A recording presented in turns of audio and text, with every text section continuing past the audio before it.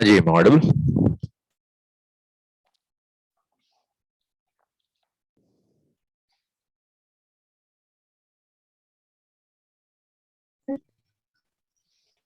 Yes. So Anushka, last में क्या क्या कर लिया था? Lens formula I guess complete कर लिया था ना?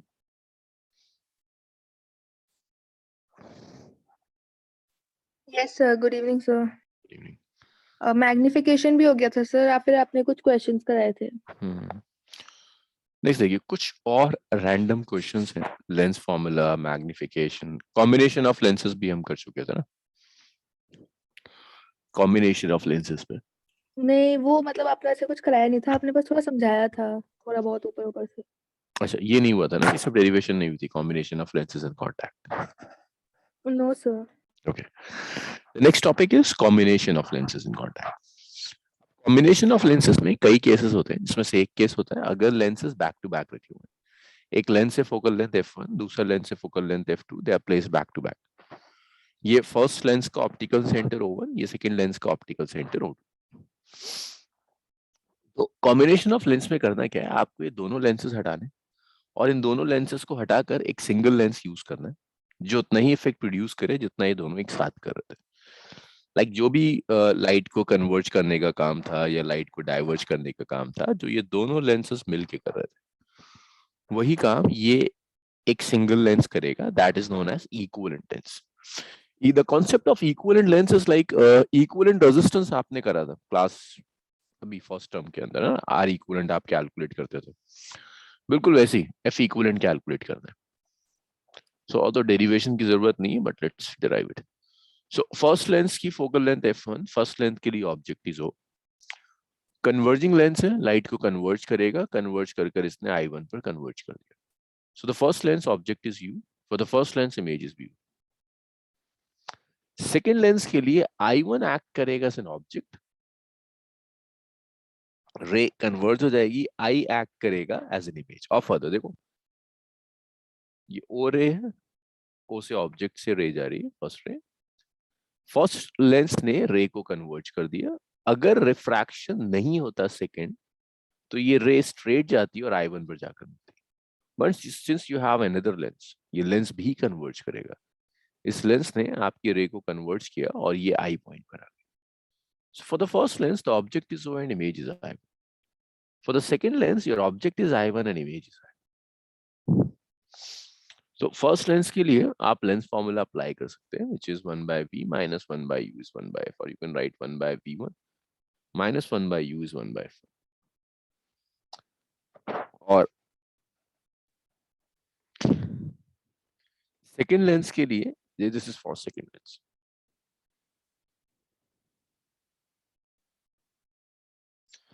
जब आप ये सेकेंड लेंस लोगे, सेकेंड लेंस के लिए object is I, second lens के लिए image is I.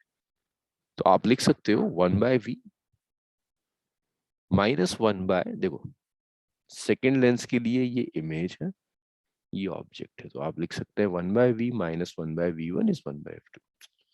Just add them up, दोनों को ऐड करो। जब दोनों को ऐड कर दोगे तो V1 से V1 कैंसिल हो जाएगा। You have 1 by V minus 1 by U is 1 by F1 plus 1 by F2। इस 1 by F1 plus 1 by F2 को आप 1 by F इक्वलेंट कहेंगे। तो आप ऐसे भी लिख सकते हैं 1 by V minus 1 by U is 1 by F equivalent. So this is the required relation जो हमें चाहिए। अगर आपने कई लेंसेज को कंबाइन कर दिया, जो इक्विवेलेंट फोकल लेंथ होगी, that's 1 by f1 plus 1 by f2। In general, if you have n lenses, then 1 by f equivalent is f1, f2, fm. But ये जो focal length है ना, take them with proper sign. Proper sign means if you have a converging lens. Converging lens के लिए focal length कैसी होती है ज्वेरी? Is it positive or negative? So for which lens? Converging lens के लिए focal length कैसी होती है? Positive or negative? Converging lens. Positive. Converging lens. If you have a diverging lens like a concave lens, then focal length will be negative. तो जब आप यहाँ पर ऐड करोगे ना, then you will add according to proper sign. Proper sign आप use करेंगे add करते हैं। मीन्स अगर कन्वर्जिंग है तो फोकल लेंथ पॉजिटिव लोगे, डाइवर्जिंग है तो फोकल लेंथ नेगेटिव। ऐसे ही अगर इस पूरे कॉम्बिनेशन की मैं आपसे कहता हूँ इक्विवेलेंट मैग्निफिकेशन लो, तो हर इंडिविजुअल लेंस की मैग्निफिकेशन लो और उसे मल्टीप्लाई करो। मैं आपसे कहता हूँ कॉम्बिनेशन की पावर कैलकुलेट करो, तो सारे लेंसेज की पावर को ऐड करो। This is simple combination of lens. Let's do 2 or 3 questions on this system, फिर कुछ और then will start prism.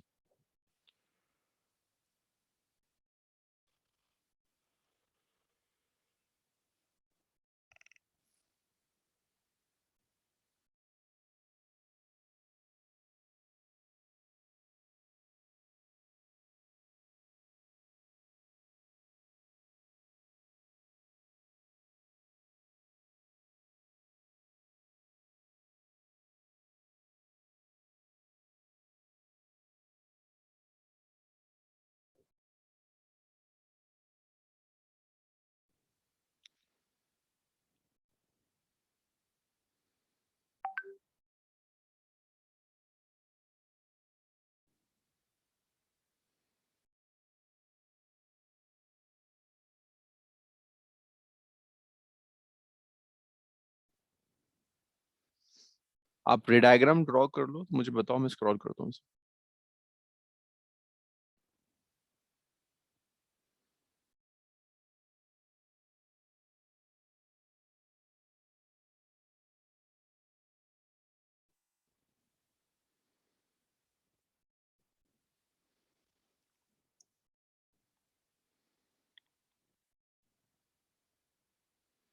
Done sir.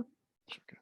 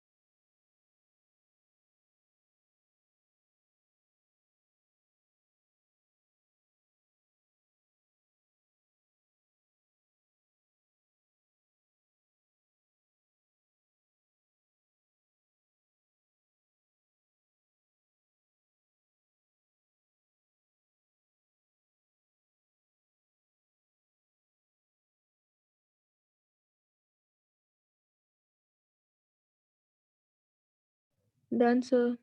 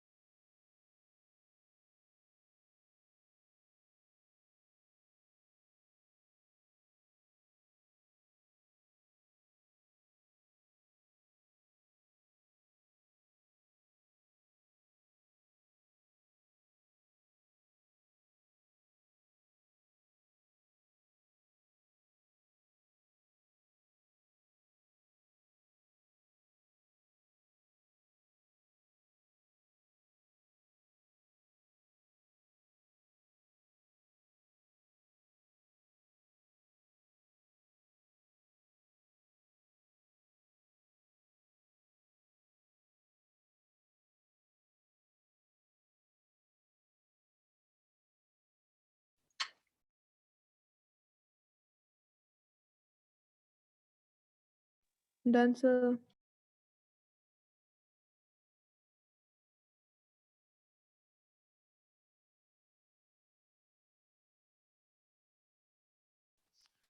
चलिए लिख लिया, नेक्स्ट देखिए, क्वेश्चन लिखिए, जरा कैलकुलेट करके दिखाओ इक्विवेलेंट फोकल लेंथ कितनी होगी और पावर कितनी होगी। दो लेंसेज हैं आपके पास, एक 10 डायप्टर एक -10 डायप्टर।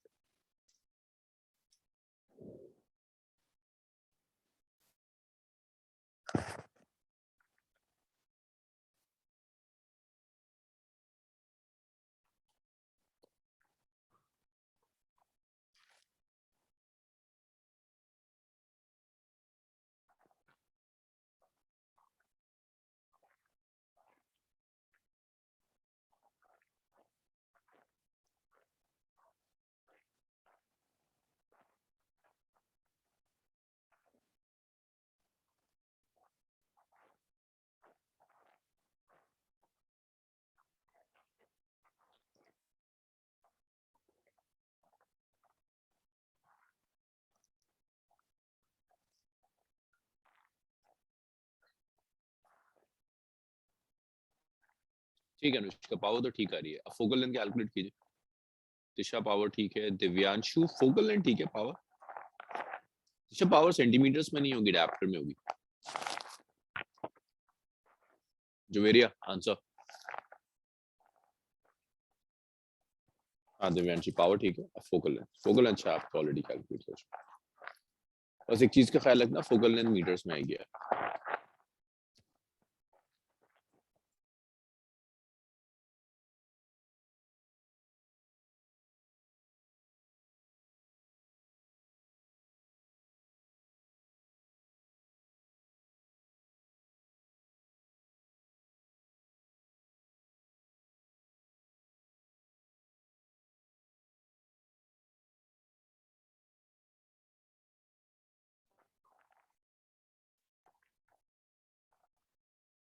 ओके, देखो पावर एक की 10 डायप्टर, एक की -5 dioptre, so net power is P1 plus P2 10 minus 5 which is 5 dioptre. Focal length जो होती है ना, दैट्स इनवर्स ऑफ पावर 1/0.2। आप इसे मीटर में कन्वर्ट कर दो तो 20 हो जाएगा। दिशा का सही है, अनुष्का गड़बड़ है। जुवेरी हो गए, आंसर नहीं है।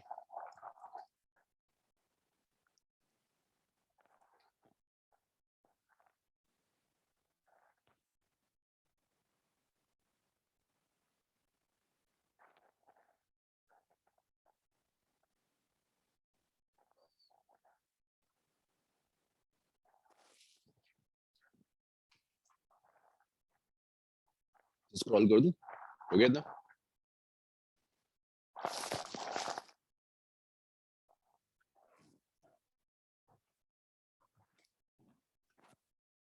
नहीं जुवेरी, एक पॉजिटिव एक नेगेटिव है ना, तो नेगेटिव सब्ट्रैक्ट हो, इसको लिख लो जल्दी से। पावर 5 है, फोकल लेंथ 0.2 है।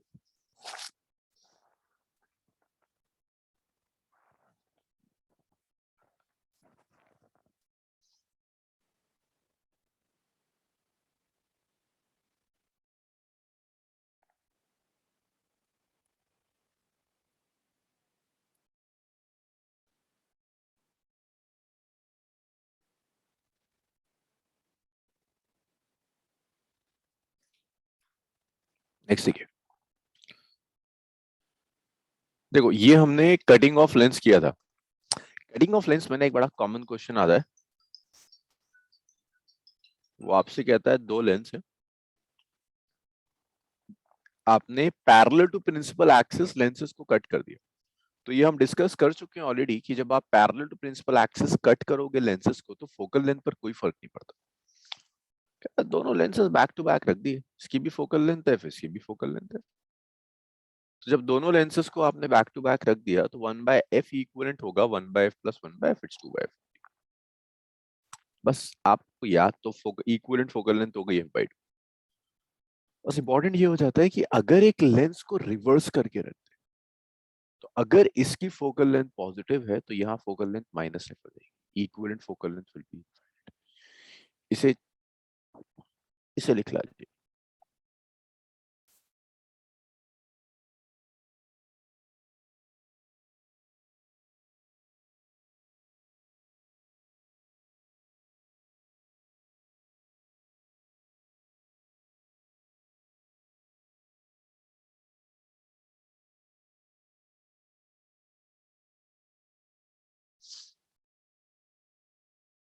अब जो मैं डिस्कस कर रहा हूँ रैंडम क्वेश्चंस, ये वो क्वेश्चंस हैं जो या तो आपके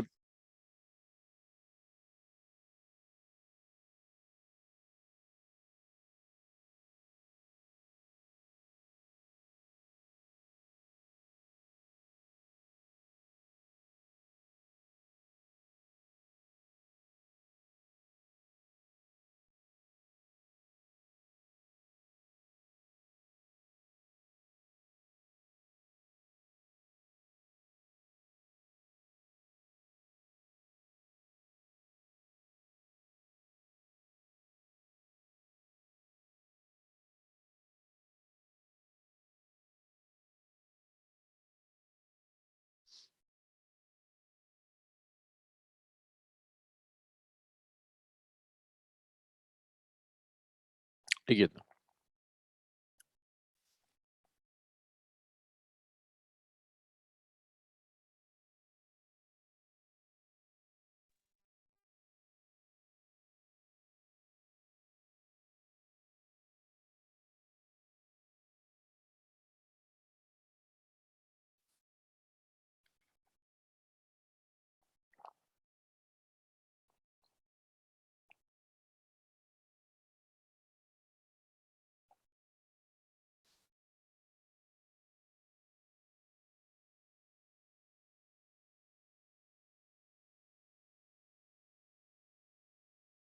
कितना नोट किया? अनुष्का, दिशा, हो गया? आगे बढ़े।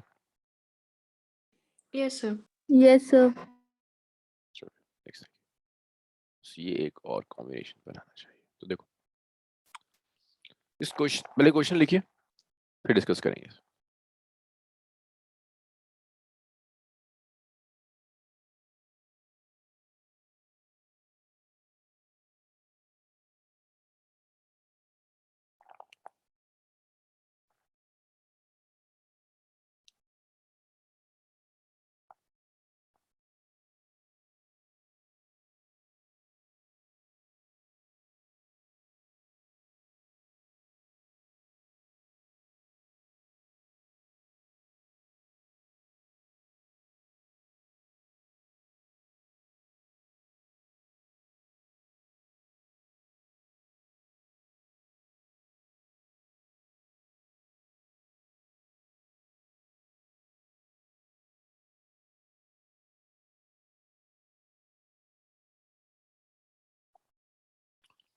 क्वेश्चन लिख लो तो बताओ, मैं कुछ हेल्प करता हूँ, थोड़ा सा पार्ट मैं बताऊंगा, बाकी आप सॉल्व करेंगे।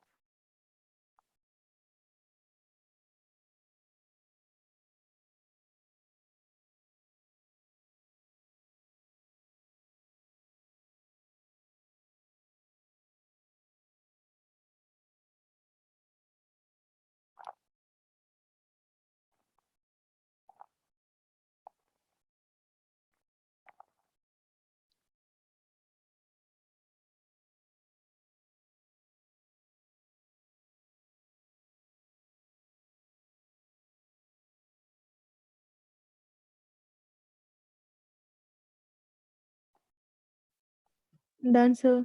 ओके, अब देखो यहाँ दिया क्या है आपको, दो कॉनकेव लेंसेज दिए, प्लेनो कॉनकेव, लेंस 1 और लेंस 2, और इनके बीच में ना कोई लिक्विड भर दिया जिसका रिफ्रैक्टिव इंडेक्स 4/3 है, मींस वाटर भर दिया।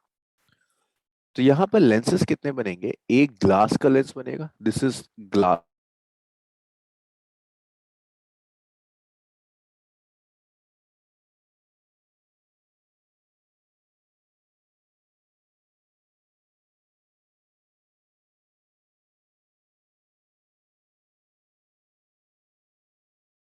ग्लास का लेंस है, एक लिक्विड का लेंस है।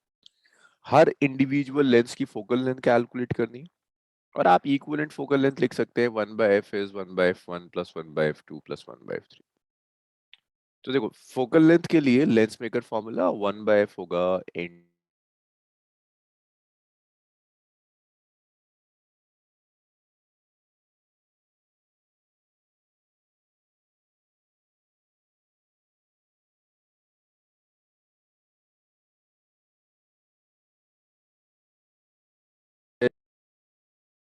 जुवेरिया बताओ मुझे, ये जो ग्लास का लेंस है इसकी फोकल, इसके लिए n2 कितना है और n1 कितना है?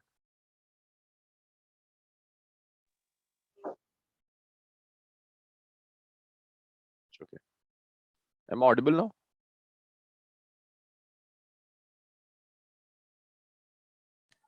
Yes, sir.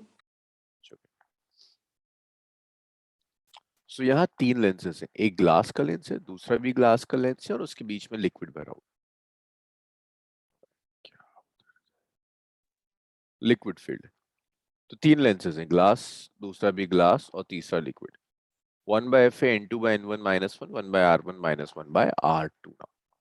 तो आपको पहले ग्लास के लेंस की फोकल लेंथ चाहिए, फिर इस ग्लास के लेंस की फोकल लेंथ चाहिए, फिर आप लिक्विड वाले लेंस की फोकल लेंथ लोगे, और फिर जो आपने कॉम्बिनेशन ऑफ लेंस का फॉर्मूला पढ़ा था 1/f is 1/f1 + 1/f2, उससे आप कंबाइन कर देंगे। तो देखो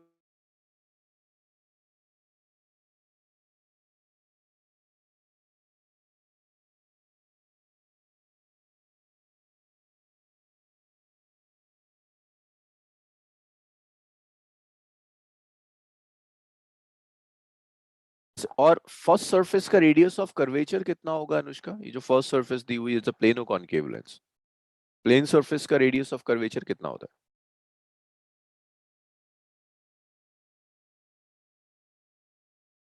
दिव्यांशी, प्लेन सरफेस का रेडियस ऑफ कर्वेचर कितना होता है?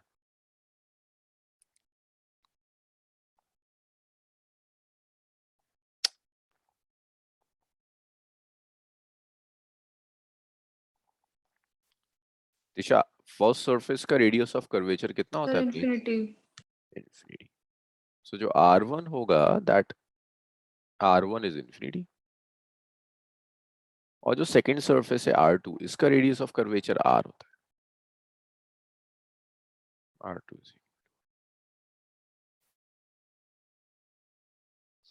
तो यहाँ पे ना आप सब वैल्यूज रख दीजिए। तो 1/f1 इज 1.5 माइनस बाय 1 - 1, 1/, इस सरफेस का आपको 20 सेंटीमीटर दिया है,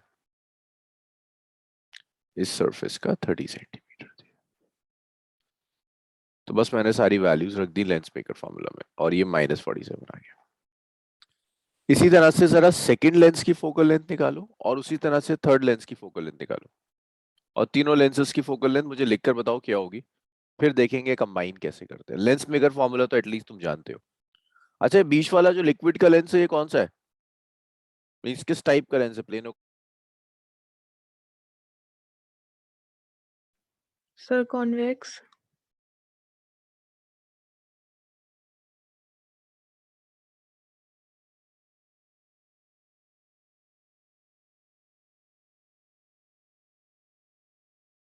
कॉन्वेक्स लेंस है ना, बाय कॉन्वेक्स लेंस। करिए जरा f1 f2 f3 कैलकुलेट करिए and right your answer in chat room, फिर स्टार्ट करते हैं।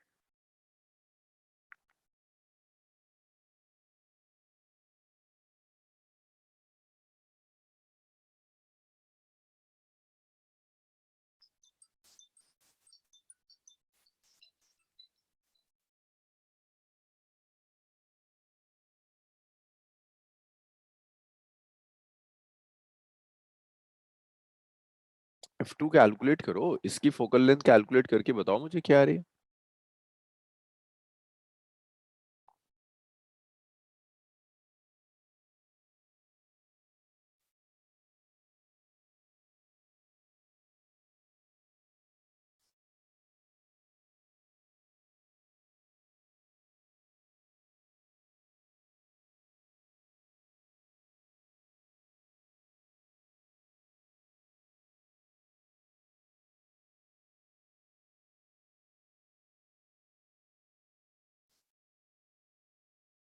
कोई सॉल्व कर रहा है या मुझे ही करना है? ओके, दिव्यांशी को आया कुछ answer, fine. Anushka and Tisha, कुछ आया आंसर सेकंड लेंस के लिए? गुड, नेगेटिव आ रहा है, वेरी गुड। सही आ रहा है Divyanshi, third lens, second lens का ये है सेकंड लेंस। अच्छा, जिससे नहीं हो रहा सेकंड लेंस का, देखिए ये सेकंड लेंस है, इसकी first surface is a concave surface, second surface is a plane surface. तो आप लिखोगे 1.5/1, ग्लास है, सराउंडिंग एयर है। फर्स्ट सरफेस का रेडियस ऑफ कर्वेचर 30 दिया है, it's -1/30, second plane it's infinite. So it's 0.5 into minus 1 by 30, 30 by 0.5 minus 60 आ गया। अब इसका कैलकुलेट करो, लेंस, ये जो कॉन्वेक्स लेंस है इसकी फोकल लेंथ कैलकुलेट करो क्या होगी।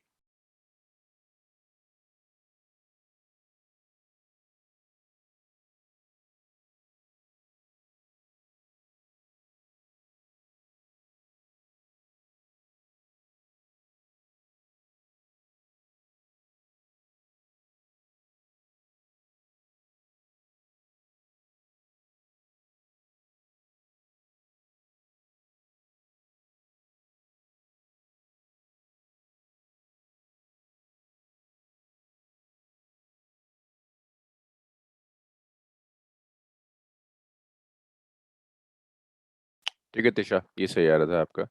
अनुष्का, आपका कुछ नहीं आया था।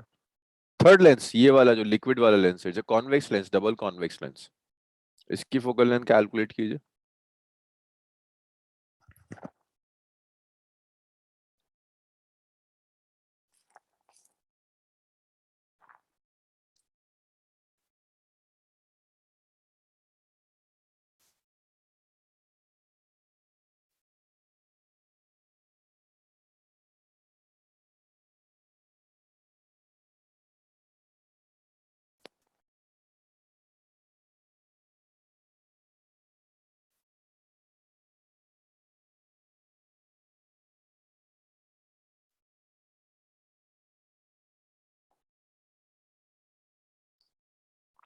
थर्ड लेंस नहीं आया किसी का, देखिए। देखो थर्ड लेंस के लिए भी आप लेंस मेकर फॉर्मूला यूज करो। फर्स्ट, अनुष्का थर्ड लेंस देखते हैं। देखो फर्स्ट लेंस के लिए रेडियस ऑफ कर्वेचर +20 होगा, जो कॉन्वेक्स लेंस दूसरे के लिए -30 होगा। लिक्विड का रिफ्रैक्टिव इंडेक्स 4/3 है, सराउंडिंग 1 है। तो जब आप लोगे ना, 4/3 सराउंडिंग इज 1 -1 1/20 -30। लिक्विड का लेंस है ना, तो लेंस का रिफ्रैक्टिव इंडेक्स लिक्विड का होगा, सराउंडिंग है 1, 4/3 36 आएगा उसका, नॉट 1/8। अब एक काम करो, तीनों को कंबाइन कर दो। इक्विवेलेंट फोकल लेंथ चाहिए ना, 1/f1 + 1/f2 + 1/f3 with proper sign. बताओ फोकल लेंथ कितनी आ रही है। कैलकुलेशन थोड़ी सी लेंथी लगेगी बट सिंपलीफाई हो जाएगी अगले स्टेप।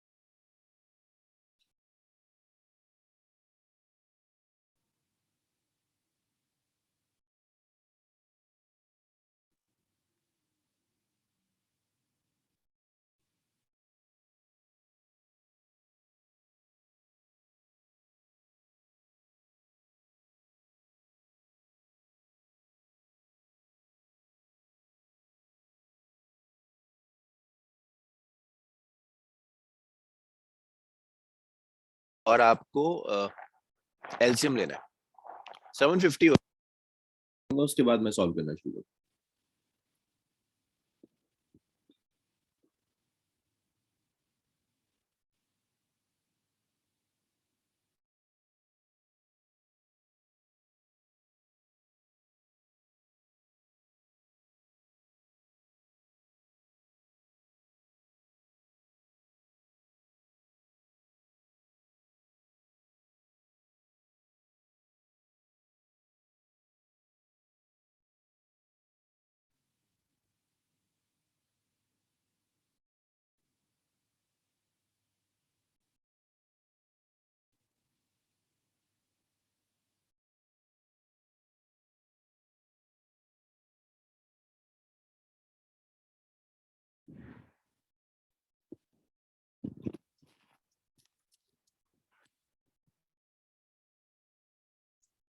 ठीक है, अनुष्का भी ठीक है।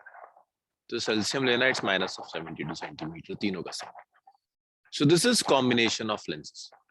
मतलब ये इस तरह के क्वेश्चंस याद रखना, दो लेंसेज देगा, कहेगा उसके बीच की स्पेस को वाटर से भर दिया, उसके बीच की स्पेस को किसी और मीडियम से भर दिया, तो वो तीनों अलग अलग लेंसेज की तरह बिहेव करेंगे, फिर आप उन्हें कंबाइन करेंगे। बाकी सब तो जेई वाला।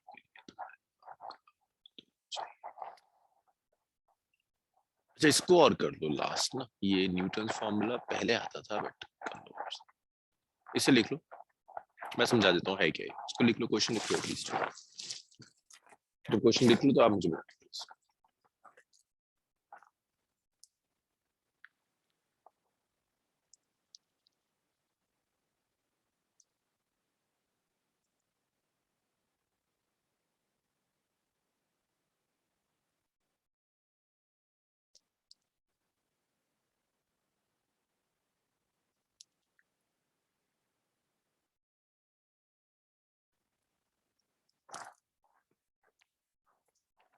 क्वेश्चन लिख लिया आपने?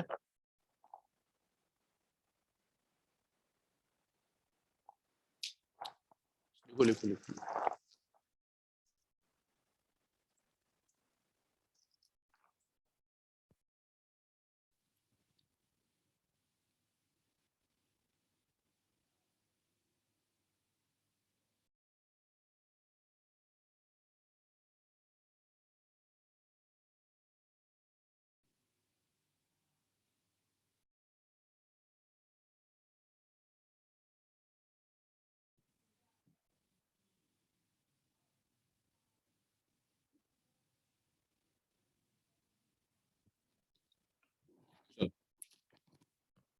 अब देखिए सुनिए, इस लेंस का फर्स्ट फोकस और सेकंड फोकस दिया हुआ है। First focal length and second focal length of a lenses are same. एक लेंस की फर्स्ट और सेकंड फोकल लेंथ सेम होती है। स्फेरिकल सरफेसेस में अलग होती है बट लेंस में सेम होती है। ऑब्जेक्ट ये रखा हुआ है फर्स्ट फोकस से x1 डिस्टेंस पर, और यहाँ पर इमेज बन रही है सेकंड फोकस से x2 डिस्टेंस पर। वो कह रहा है x1 x2 और f को रिलेट करो। ऑब्जेक्ट डिस्टेंस कितना है? f plus x1, f plus x1 with a negative sign. That's your object distance. ये इमेज डिस्टेंस है पूरा, f plus x2। Lens formula लगा दो, 1/v minus 1/u is 1/f, और देख लो x1 x2 और f में क्या रिलेशन। करिए ना।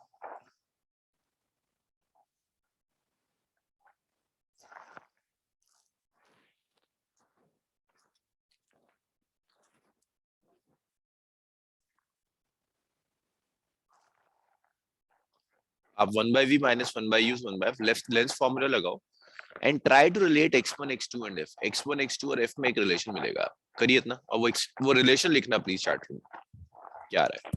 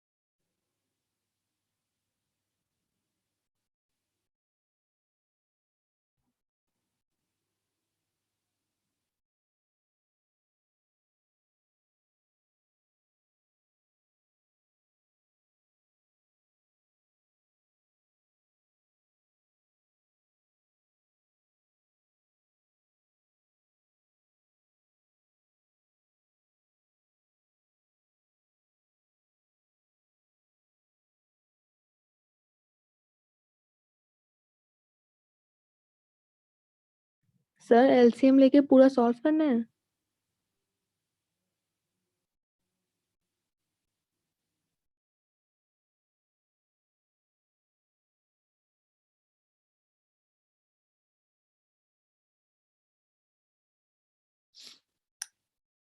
जस्ट लेंस फॉर्मूला लीजिए, object distance, image distance, focal length, x2 x1 और f को रिलेट कर।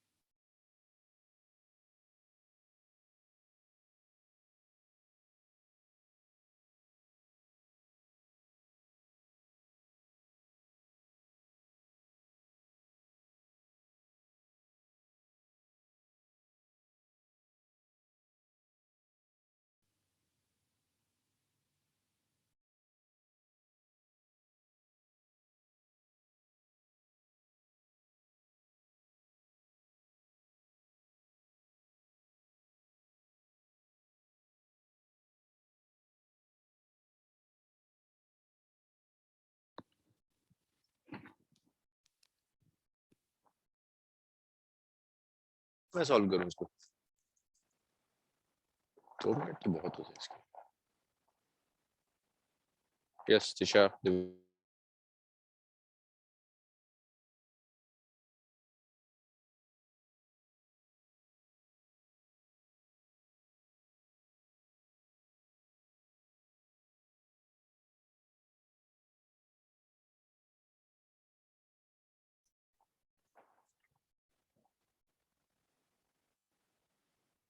देखिए जब आप ऑब्जेक्ट डिस्टेंस और इमेज डिस्टेंस की वैल्यूज रखोगे ना यार, सो v is x2 plus f, u is x1 plus f with a negative sign which is 1 by f.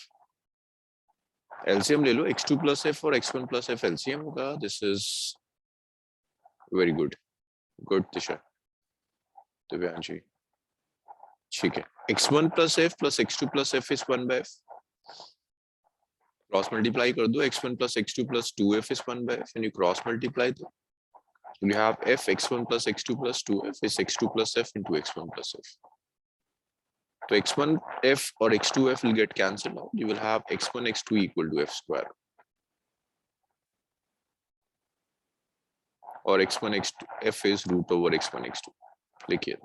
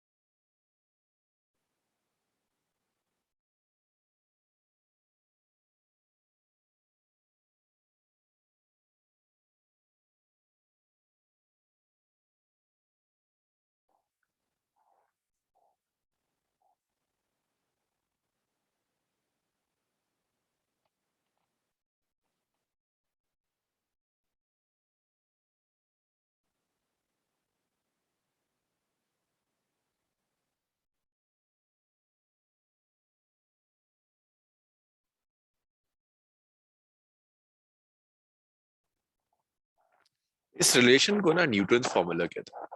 बस आप x1 x2 याद रखना, that x1 and x2 are separation from the focus. x1 first focus से separation है, x2 second focus से separation है, और x1 और x2 का प्रोडक्ट f स्क्वायर की इक्वल.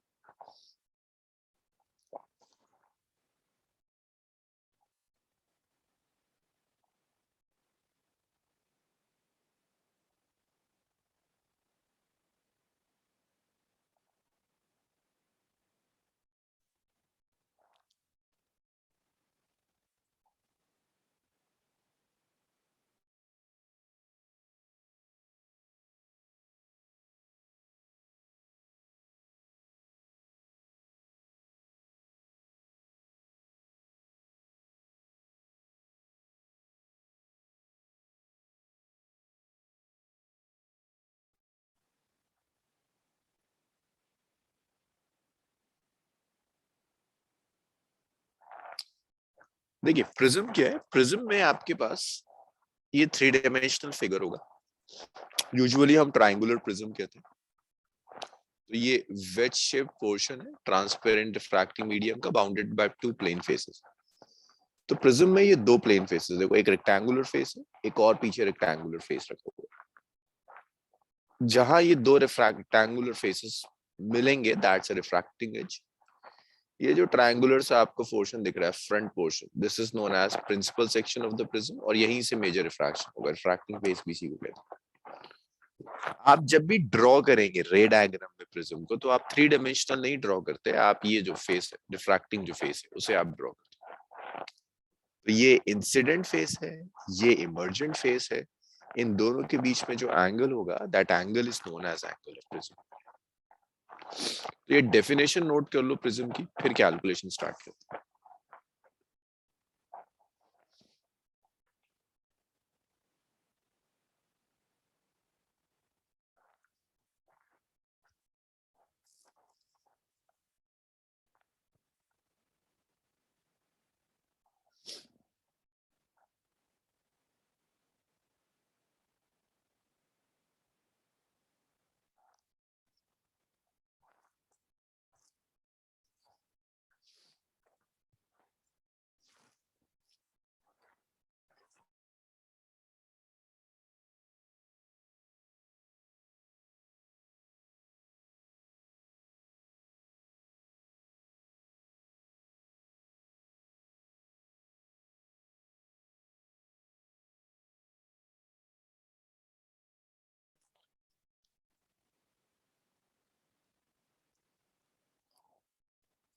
ओके, चलिए इसकी कैलकुलेशन स्टार्ट।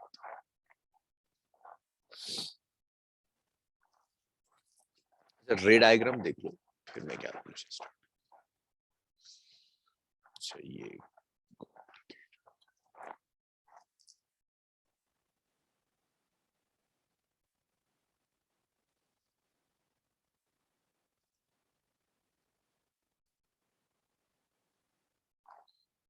सो देखिए, that's the first phase of the prism. ये इंसिडेंट फेज है, ये रिफ्रैक्ट इमर्जेंट फेज है। इंसिडेंट और इमर्जेंट फेज के बीच का जो सेपरेशन है, this separation is the angle of the prism. Surrounding का रिफ्रैक्टिव इंडेक्स 1, प्रिज्म के मीडियम का रिफ्रैक्टिव इंडेक्स इज n। आपने एक रे ली और उसको प्रिज्म के एक फेस पर आपने इंसिडेंट कर दिया। This is the normal over the prism. Normal और इंसिडेंट रे के बीच में जो एंगल होगा, this is the angle of incidence. ये एंगल ऑफ इंसिडेंस।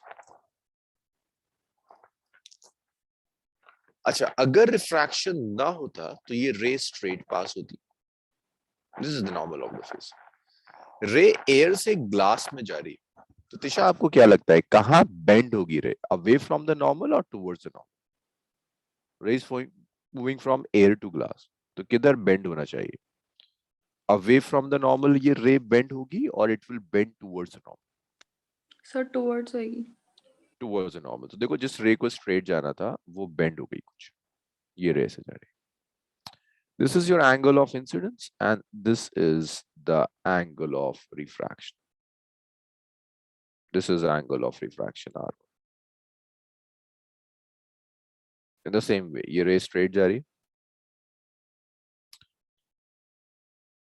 और second phase है, ये आपने normal drop कर दिया। This is R2. Basically angle of incidence है, but within the prism angles को R1 और R2 कह देते हैं। अब रे जा रही है prism से surrounding में। अगर रिफ्रैक्शन नहीं होता तो रे स्ट्रेट जाती, but it will bend slightly away from the normal. इसको emergent ray कहोगे, and this angle is known as angle of emergence. This is angle of emergence. So this is the incident ray. Prism के अंदर जो आपको रे दिख रही है, दिस इज द रिफ्रैक्टेड रे, और ये जो बाहर रे निकली है, दिस इज द इमर्जेंट रे। This is the angle of incidence, ये एंगल ऑफ रिफ्रैक्शन है और ये एंगल ऑफ इमर्जेंस हो जाएगा। अब एक बात देखो, ये टोटल एंगल आई है। अच्छा, उससे पहले डेविएशन देख लो। देखो ये इंसिडेंट रे थी, रिफ्रैक्शन ना होता तो ये रे स्ट्रेट ऐसे जाती। दिस इज द इमर्जेंट रे। इमर्जेंट रे और इंसिडेंट रे के बीच में ये जो एंगल है, this whole angle is known as angle of deviation. इतना रे आपका डेविएट, रिफ्रैक्शन नहीं होता तो ये डायरेक्शन था, रिफ्रैक्शन की वजह से फाइनल ये डायरेक्शन। सो इंसिडेंट और इमर्जेंट रे के बीच में जो एंगल होता है, that angle is known as angle of deviation. इस पर्टिकुलर एंगल को आप R1 कह दो, ये R1 है, ये R2 है। इस रे डायग्राम को ड्रॉ कर लीजिए, फिर हम कैलकुलेशन स्टार्ट करेंगे। प्रिज्म बहुत छोटा सा टॉपिक है, एटलीस्ट जितना आपके बोर्ड्स में दिया हुआ है तो बहुत ही कम, 20-25 मिनट का।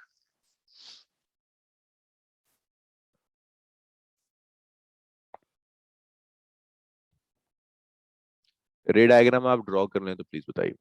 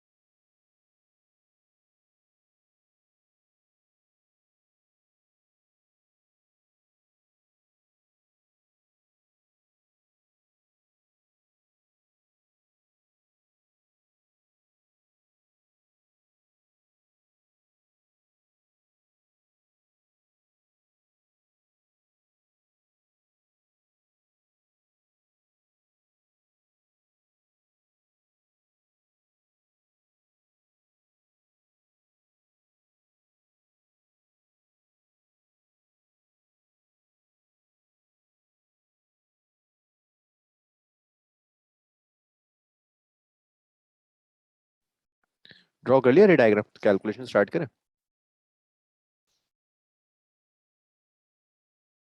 Yes sir. सो देखो यहाँ पर सबसे पहला काम होता है आपको डेविएशन कैलकुलेट करना है, ये डेल्टा। तो मुझे जरा सा ये एंगल बता दो अनुष्का, ये बताओ ये एंगल की वैल्यू कितनी होगी, this one, this particular angle, this is I, this is R one, ये एंगल कितना होगा? अगर आप चाहो तो आप ये यूज कर सकते हो, ये वाला एंगल और ये वाला एंगल, ये पूरा is I, vertically opposite angle है। अब बताओ अनुष्का ये कितना है? Sir I minus R1। Using the same logic ये एंगल हम कैलकुलेट कर सकते हैं, and it will be I minus R two, E minus R two. अब देखो ये जो डेल्टा है, this is the exterior angle है ना ट्राइंगल का। सो इन ट्राइंगल सी कुछ पॉइंट्स को नाम देते हैं, इसे एन कह देते हैं, इसे एम कह दो। तो ये जो ट्राइंगल है, in triangle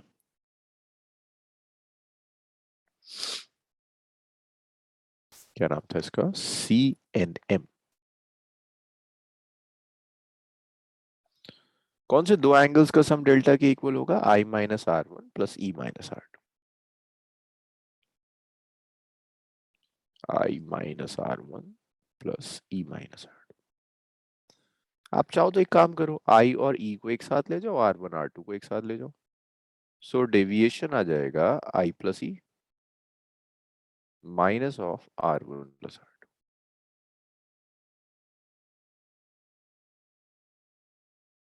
that's my first. बहुत फॉर्म्स आएंगी डेल्टा कैलकुलेट करने के। नेक्स्ट टास्क है आर वन आर टू और एंगल ऑफ प्रिज्म को कैलकुलेट करना। तो देखो अगर आप ये ट्राइंगल ले रहे हो N N P, N M P,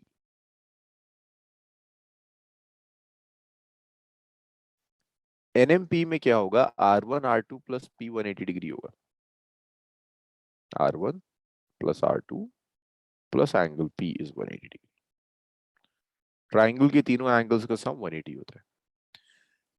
दिशा क्वाड्रिलेटरल है ना ये A N P M, quadrilateral के ऑपोजिट एंगल्स का सम कितना होता है?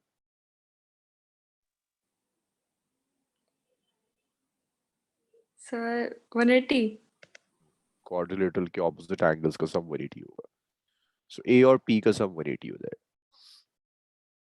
Angle A plus angle P is equal to.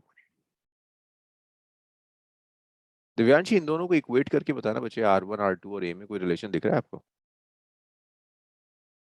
Are one R two और ए में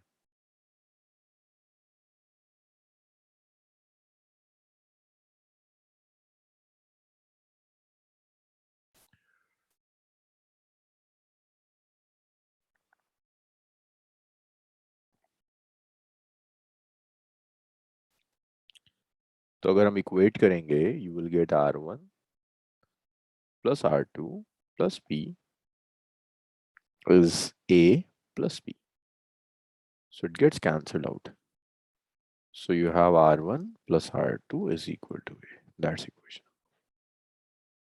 तो ये r1 r2 और a में रिलेशन आ गया। तो instead of r1 plus r2 अगर आप चाहो तो इसे सब्स्टिट्यूट कर दो, देखते जाओ कितनी टर्म्स आ रही है। आप चाहो तो 4 को 1 में सब्स्टिट्यूट कर दो, so you will get delta is i1 i plus e minus, ये एक और रिलेशन आ गया डेविएशन में, एंगल ऑफ इंसिडेंस, इमर्जेंस और एंगल ऑफ प्रिज्म। लिखिए इतना फिर और केसेस करें।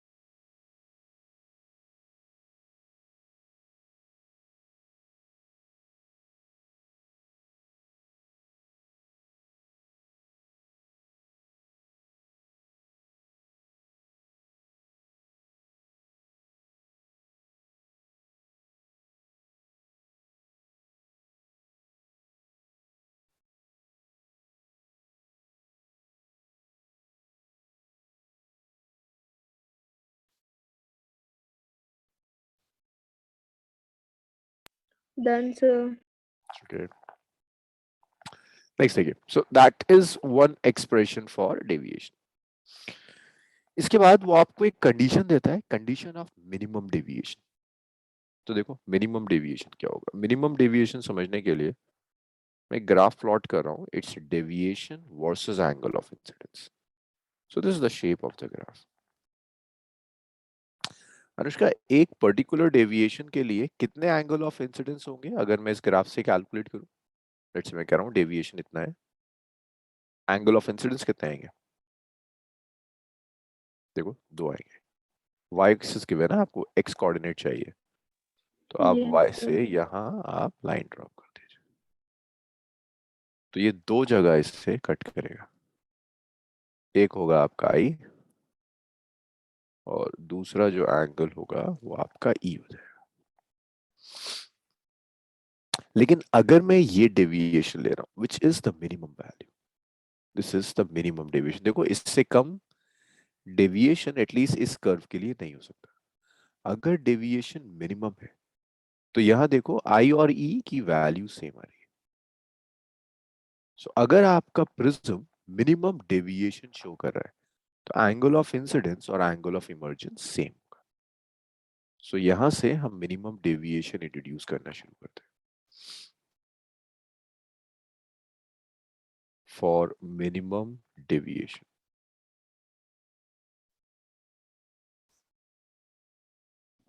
अच्छा, एक काम और कर सकते हैं, मिनिमम डेविएशन से पहले एक आसान सा एक्सप्रेशन और ड्राइव करते हैं।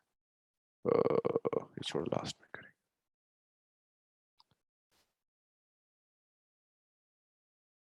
चलो एंड में करेंगे।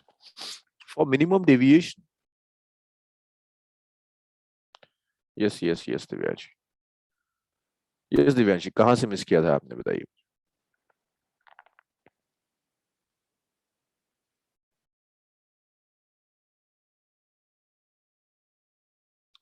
और ऊपर स्क्रॉल करना है या यहीं से नोट करना है? ओके, नोट कर लीजिए।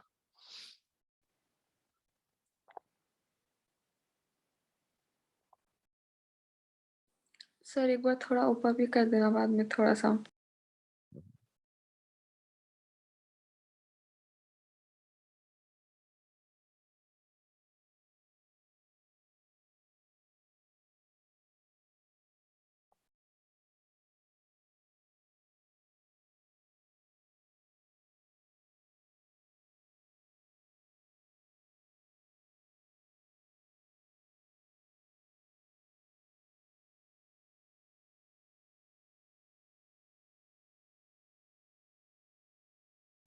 लिखिए।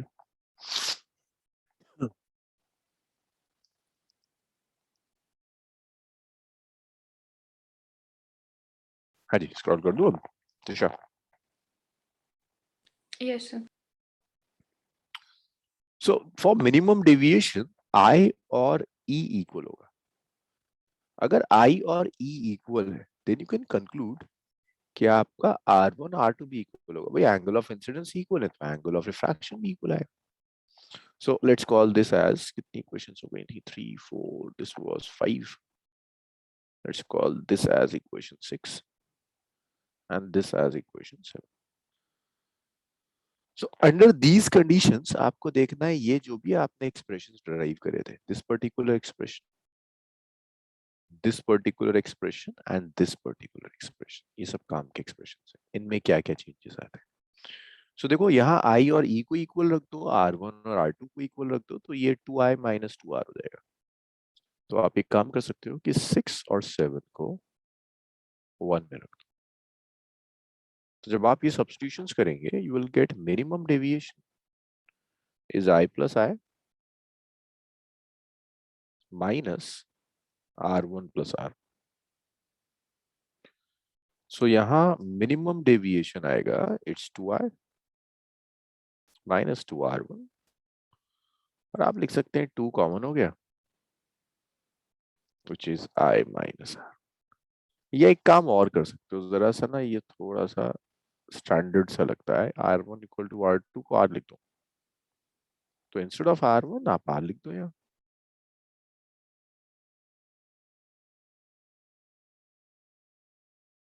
सो ये आ जाएगा r plus r 2i minus r, that's delta minimum. एक ये एक्सप्रेशन आ गया आपके पास, delta minimum is 2i minus, पहली इक्वेशन, दैट्स इक्वेशन नंबर 8। और आप क्या कर सकते हैं, देखिए नेक्स्ट है ये r1 प्लस r2 जो हाईलाइटेड है, मैं उसमें चेंज कर रहा हूँ, r1 plus r2 equal to A, that was equation number 4। तो फिर आप इस इक्वेशन को 7th को 4th में रख दीजिए,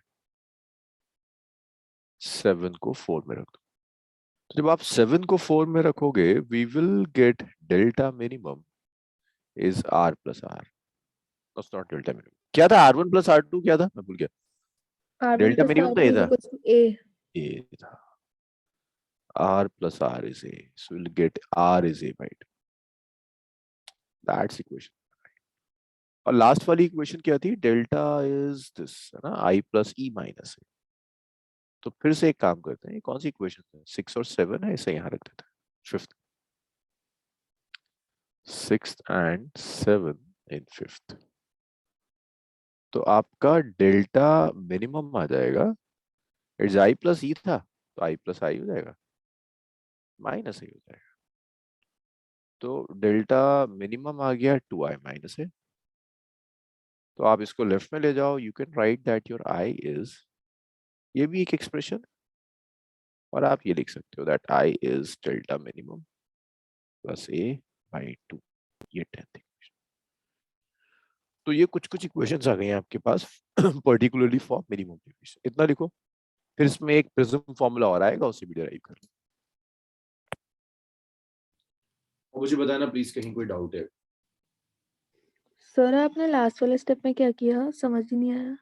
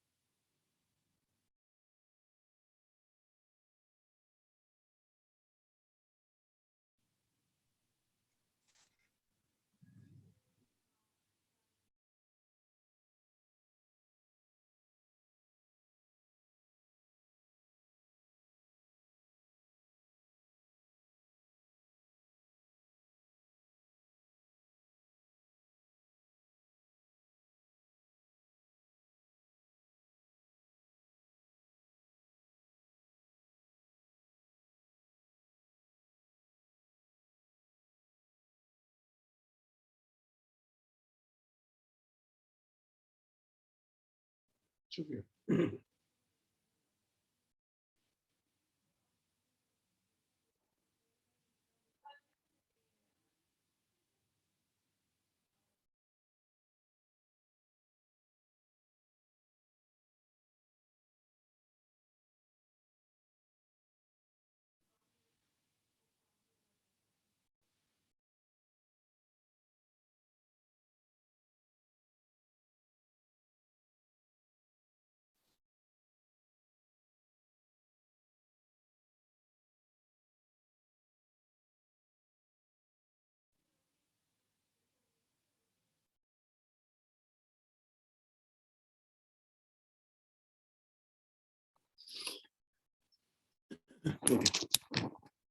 नेक्स्ट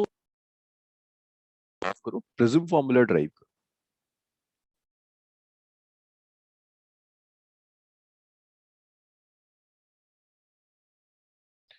तो देखो प्रिज्म फॉर्मूला क्या चीज है, प्रिज्म फॉर्मूला प्रिज्म के मीडियम के refractive index, angle of prism और मिनिमम डेविएशन को कनेक्ट करेगा। अगर मैं स्नेल्स लॉ लगा दूं प्रिज्म, n नहीं यही तो होगा, sine I by sine I. Let's call this as equation number 11। अब आप एक काम कर सकते हो, देखो आई आप 10 में कैलकुलेट कर चुके हो, आर आप 9 में कैलकुलेट कर चुके हो, तो 9 और 10 को 11 में रख दो।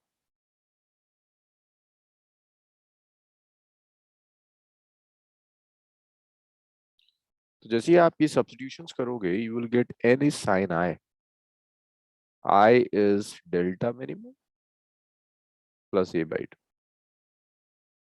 Divided by sine R which is sine A. This is prism formula. तो ये प्रिज्म फॉर्मूला लेंस प्रिज्म के angle of prism, minimum deviation और रिफ्रैक्टिव इंडेक्स को कनेक्ट करेगा। इतना लिखो, फिर एक थिन प्रिज्म।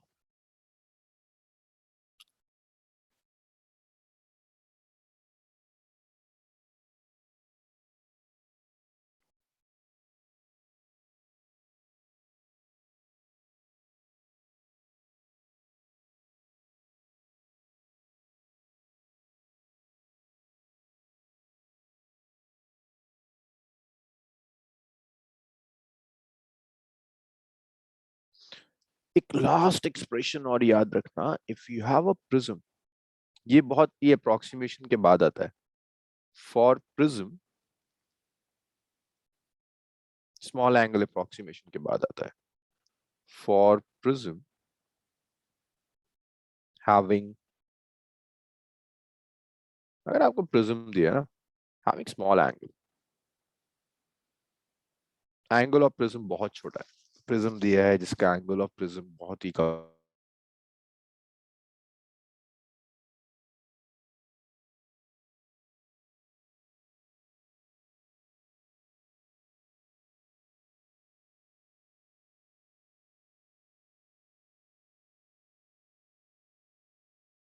प्रिज्यूमिंग के एंगल्स बहुत बहुत छोटे हैं, delta is n minus one into ए।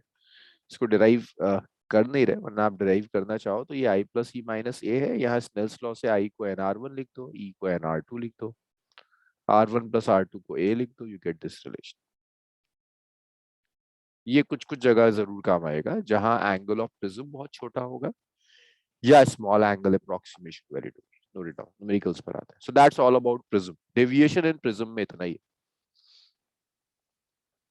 आपके सीबीएसई सिलेबस में इसके आगे का सब हटा दिया है, but we will do dispersion, करना है हमें, बट डिस्पर्शन हट गया सिलेबस से, आपके डिस्पर्शन रहा नहीं सिलेबस।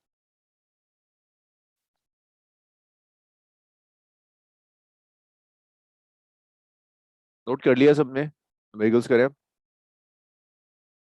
चलो okay. So first numerical is very straight forward.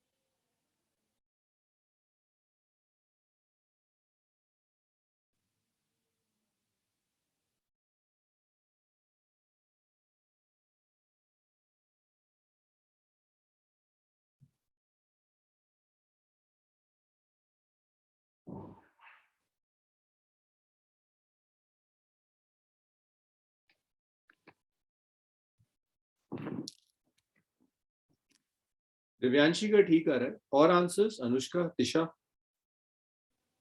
छोटे छोटे क्वेश्चन है, जल्दी से करो।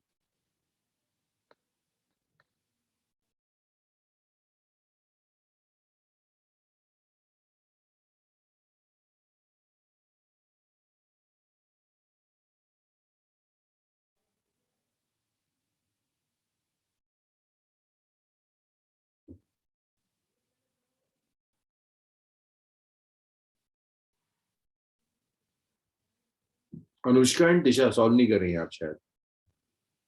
देखिए प्रिज्म दिया हुआ है आपको, इक्विलेटरल प्रिज्म है, that means angle of prism is 60 degree. Angle of minimum deviation भी 60 डिग्री दिया हुआ है। So just prism formula use करना है, sine of a plus delta minimum by 2 by sine a by 2। A भी 60, delta minimum भी 60, 60 plus 60 120 bye 2 60 आ जाएगा, sign 30 it's root 3। Note कर लीजिए।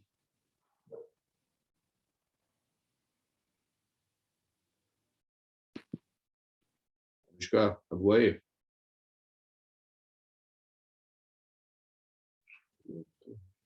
दिशा हो गया? Yes, sir.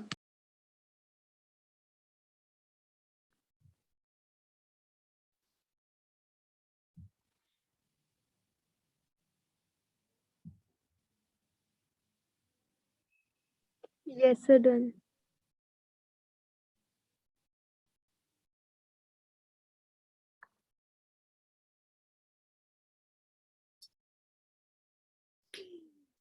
नेक्स्ट देखिए,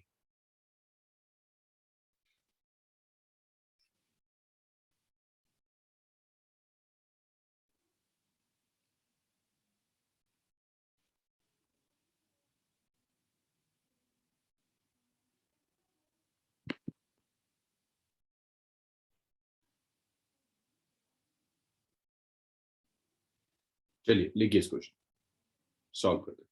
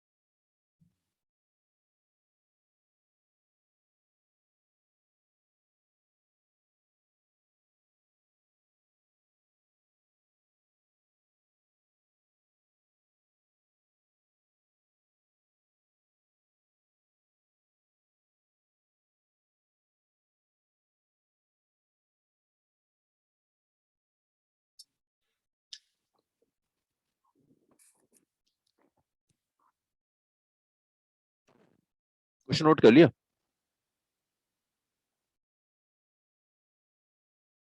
देखो इस क्वेश्चन में ना जैसे ही उसने आपसे कहा कि angle of incidence is equal to angle of emergence, that means वो आपसे कह रहा है कि भाई मिनिमम डेविएशन की सारी कंडीशंस यहाँ वैलिड होंगी। तो देखो क्या क्या दिया हुआ, इक्विलेटरल प्रिज्म है, that means angle of prism is 60 degree. Angle of emergence is 3/4 times the angle of prism, तो आप लिख सकते हो जो E होगा that's 3/4 into 60 which is I 45 degree. I और E इक्वल है। अब तो करो angle of deviation, minimum deviation का केस है। अनुष्का तिशा क्या हो गया, करो जल्दी से इसको। नहीं अनुष्का गड़बड़ है, गड़बड़ है, कुछ गड़बड़ है, दोबारा चेक करो, जीरो नहीं होगा। ए दिया है, आई दिया है, ई दिया है, delta was I plus E minus है आई गेस। चेक करूंगा।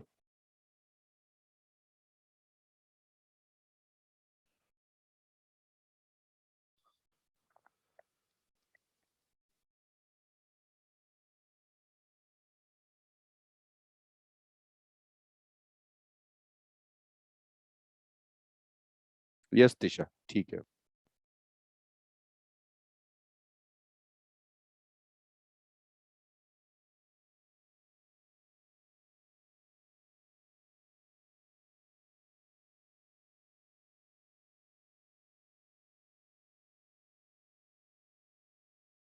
ठीक है, दिव्यांशी का भी ठीक है, तिशा का भी एंगल ऑफ प्रिज्म ठीक है, रिफ्रैक्टिव इंडेक्स अभी चेंज कर दो।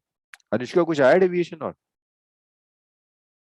See this is I plus E minus है ना, 45 45 60 30 आएगा ना, रिफ्रैक्टिव इंडेक्स है यार।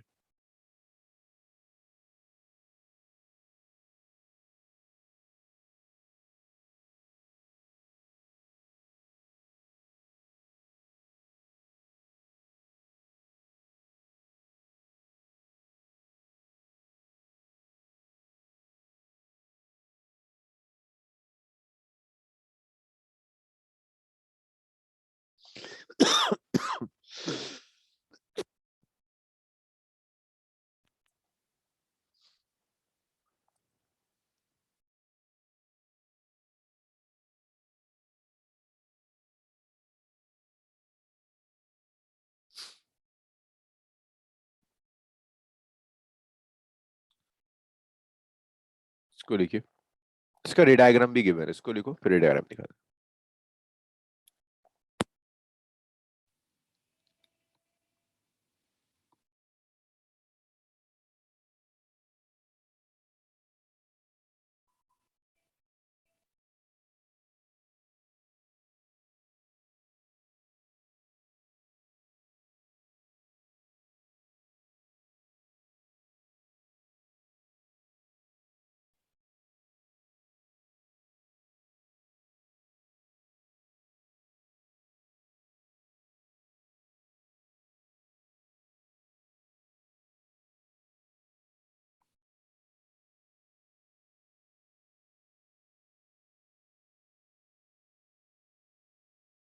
आप लिख लो तो बताओ, इसका भी रे डायग्राम है, बिना रे डायग्राम के नहीं ड्रॉ करें।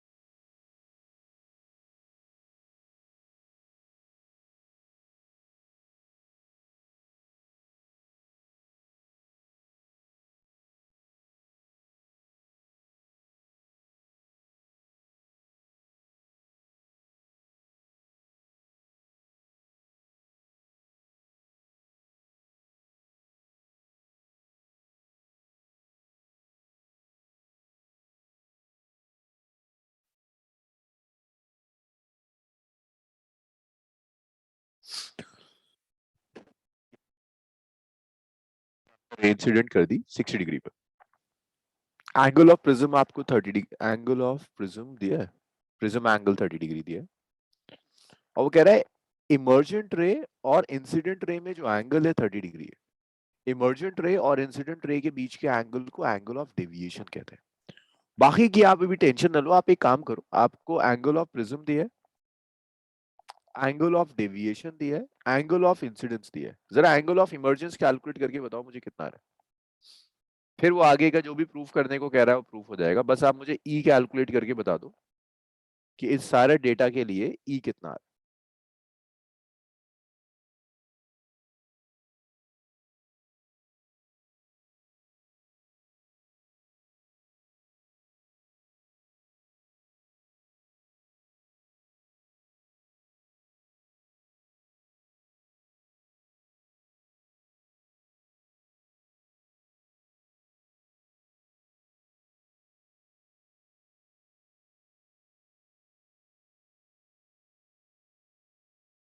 कुछ आया ई, एंगल ऑफ इमर्जेंस?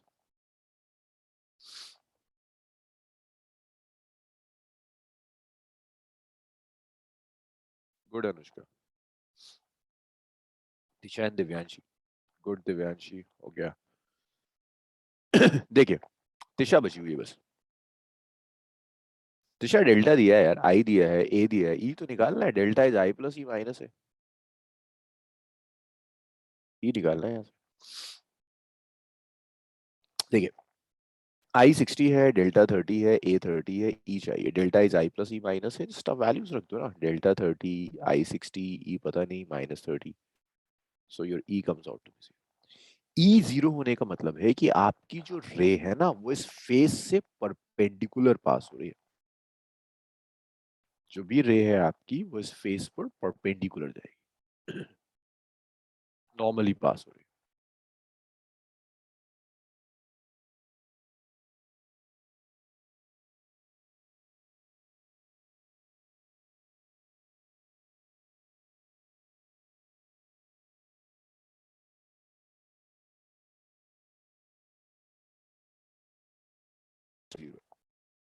आई आपको गिवन है, बस आपको R1 चाहिए। सोचो जरा, if you have R2 equal to 0, I given है, मुझे R1 चाहिए, कोई फॉर्मूला पड़ा है जिससे आप R1 कैलकुलेट कर सकते हो?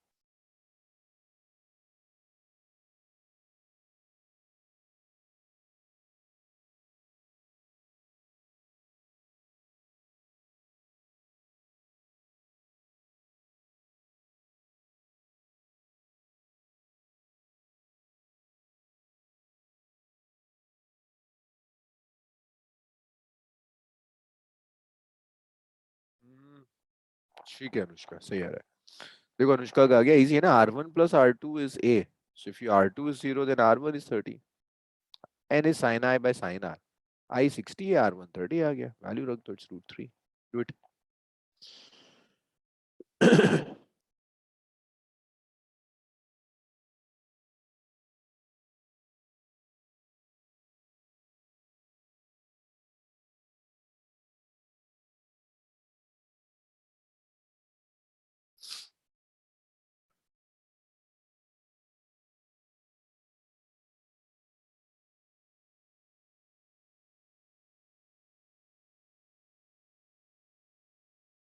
ठीक है अनुष्का।